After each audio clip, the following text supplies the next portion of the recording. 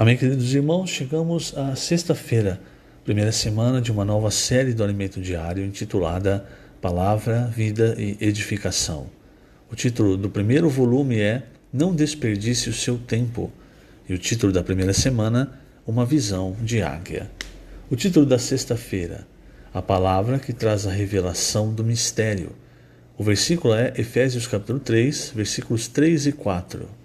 Segundo uma revelação, me foi dado conhecer o mistério, conforme escrevi há pouco, resumidamente, pelo que, quando ledes, podeis compreender o meu discernimento do mistério de Cristo.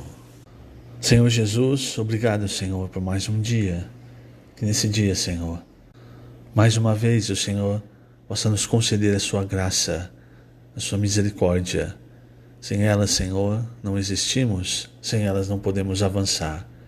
Nós te agradecemos por tua palavra, pela revelação da tua palavra, porque era um mistério. O Senhor tem revelado, tem trazido para nós, através da tua palavra, cada vez mais luz, revelação. Hoje nós podemos compreender o que há no seu coração, teu desejo de salvar as pessoas, teu desejo de retornar.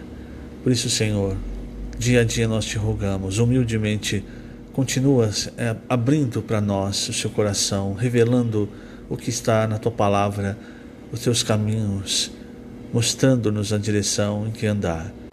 Nós dependemos de ti, Senhor, dependemos do teu falar. E já te agradecemos por tudo que o Senhor fez, por tudo que o Senhor está fazendo e ainda fará. Jesus é o nosso Senhor. Muito bem, queridos irmãos, ontem nós começamos a falar sobre o ministério do apóstolo Paulo, o ministério para edificação da igreja e o ministério de completar a palavra de Deus.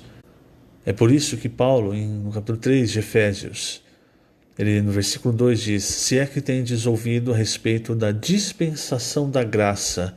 Da dispensação, aqui a palavra é economia. E a economia, irmãos, é o governo da casa. Então, um econômo seria a ideia de um mordomo, aquele que governa todos os recursos da casa e administra-os para o viver da família. Então, dispensação aqui é oikonomia, a dispensação da graça de Deus, a mim confiada para vós outros. Eu vou ler aqui na página 18, o primeiro parágrafo. Agora, lembre-se do versículo 2 de Efésios 3, e aí você vai também entender os versículos 3 e 4. Versículos 3 e 4 ele diz: pois, segundo uma revelação, me foi dado conhecer o mistério, conforme escrevi há pouco resumidamente. Pelo que, quando ledes, podeis compreender o meu discernimento do mistério de Cristo. Então, Paulo, irmãos, ele recebeu revelação.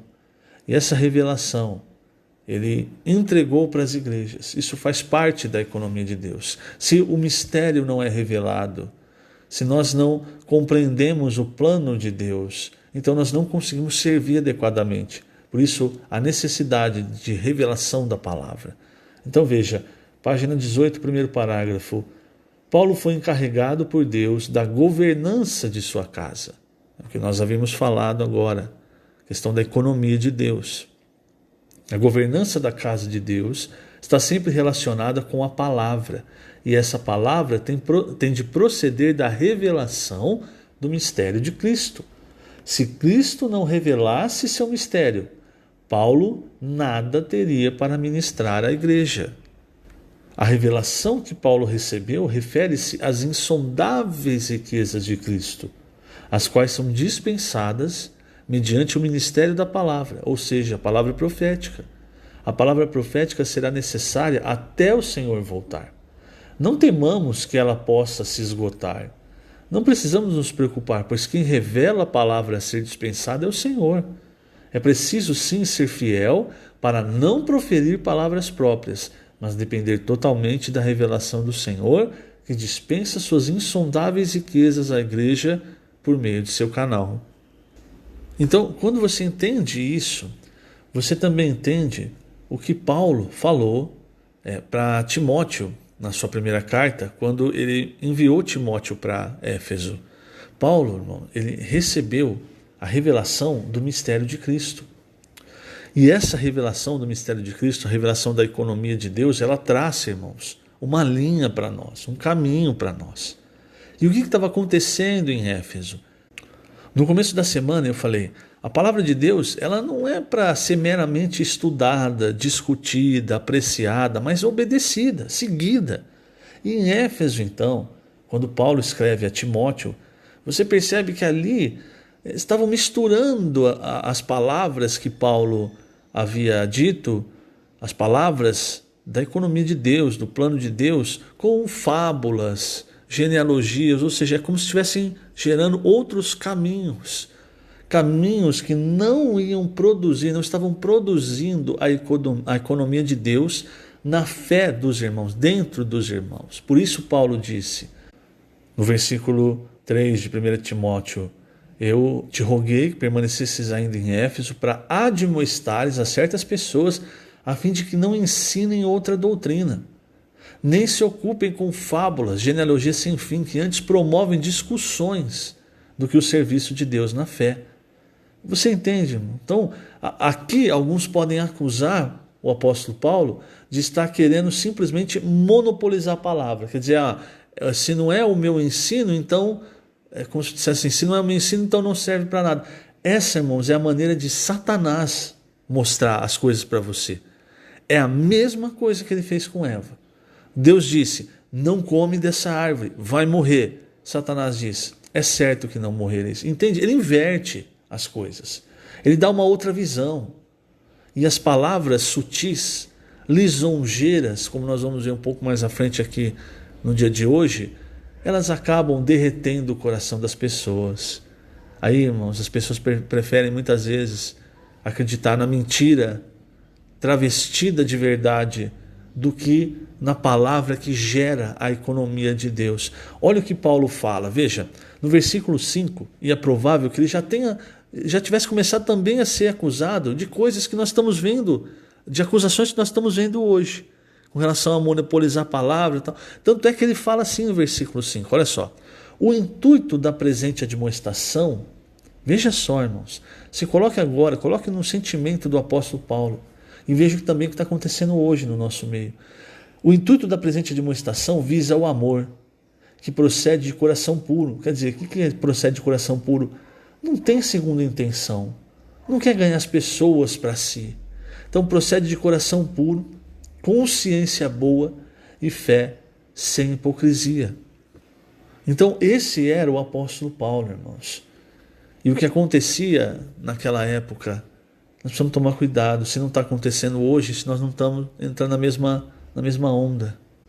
Veja, eu vou ler ainda aqui na página 18, o último parágrafo. Não visamos ter seguidores, fama ou benefício próprio. Tudo o que fazemos visa produzir a obra de Deus. Alguns podiam acusar Paulo, você está monopolizando a palavra de Deus. Somente você fala a palavra que edifica a igreja, que faz a obra de Deus? Mas o apóstolo Paulo não se deixava bater. Tudo o que ele falava era por amor ao Senhor e à igreja. Amor que procedia de um coração puro, de uma consciência boa, de uma fé sem hipocrisia. E ainda mais, irmãos, no versículo 6, ele diz assim, desviando-se algumas pessoas destas coisas, perderam-se em loquacidade frívola. Cuidado, irmãos, cuidado para não ser desviado do centro da economia de Deus e se perder em loquacidade frívola. Quer dizer, você vai falar a palavra, mas a palavra não vai mais gerar a economia de Deus nos irmãos. Aí vai haver mistura, aí vai haver um monte de coisa, e no fim é só loquacidade frívola. O que é loquacidade frívola? Loquacidade é eloquência. E frívolo é algo que não tem sentido, é fútil. Você às vezes vai pegar a palavra de Deus, que é a palavra de Deus, a Bíblia, mas aplicar de uma maneira que não vai salvar as pessoas, que não vai conduzir as pessoas para o caminho de Deus, para a economia de Deus, para o plano de Deus, para o que Deus quer. Pretendendo, versículo 7, pretendendo passar por mestres da lei, por entendidos, por pessoas que conhecem demais a Bíblia, não compreendendo, todavia, nem o que dizem, nem os assuntos sobre os quais fazem ousadas asseverações. Veja, irmãos, isso é o que acontecia na época de Paulo. Isso acontece hoje também. Eu quero ler agora, página 19, segundo parágrafo e terceiro parágrafo. A preocupação de Paulo era o progresso do Evangelho e que a boa obra que Deus havia começado na igreja se completasse até o dia de Cristo Jesus. A preocupação de um ministro de Cristo Jesus é fazer a obra de Deus. Ele não se importa com sua própria obra. No entanto, Paulo sofria com pessoas que pregavam o Evangelho por inveja, porfia, discórdia e até mesmo somente para lhe causar sofrimentos. Isso está em Filipenses 1, versículos 15 e 17. Paulo sempre se preocupou com a verdade. Ele disse aos Gálatas: tornei-me porventura vosso inimigo por vos dizer a verdade? Os que vos obsequiam não o fazem sinceramente, mas querem afastar-vos de mim, para que o vosso zelo seja em favor deles. Olha, irmãos, desculpe, talvez eu esteja até passando dos limites nesse áudio, mas é a cena que nós estamos vendo hoje. Eu peço perdão, mas é a cena que nós estamos vendo hoje. Obsequiar significa agradar com bajulações. Era o que alguns tentavam fazer com os Gálatas, para isolá-los da palavra da verdade que Paulo falava. Vou terminar ainda além do último parágrafo da página 19. Veja, irmãos, eu já falo isso várias vezes. O caminho de Deus, ele deixa rastros, deixa pegadas, passos, sabe, para você seguir o caminho de Satanás também. O caminho de Satanás é principalmente o caminho da mentira. Quando as coisas começam a se distorcer muito para se encaixar, sabe? Isso é o caminho da mentira, irmãos. Precisa detectar essas coisas. O caminho de Deus é o caminho da verdade. Veja só, não há nada mais sólido que a verdade. Lembro-me de que há muito tempo fui à Argentina. Naquela época tínhamos muitas dificuldades para imprimir os livros lá. Por isso precisávamos levá-los na bagagem para suprir os irmãos. Na alfândega, o fiscal me perguntou: por que você está levando isso? Eu respondia: para alimentar os irmãos da igreja. Ele disse: fale sempre a verdade, porque a verdade é a coisa mais sólida do mundo. Se você mentir ou falar qualquer coisa falsa, isso um dia aparecerá. Fale a verdade, sempre a verdade. Isso ficou gravado em minha mente. Graças a Deus, Paulo sempre falou a verdade, e nós também devemos sempre falar a verdade. Quem está do lado da verdade nada teme, porque ela é a coisa mais sólida neste mundo. É isso, irmãos. O caminho de Deus é o caminho da verdade.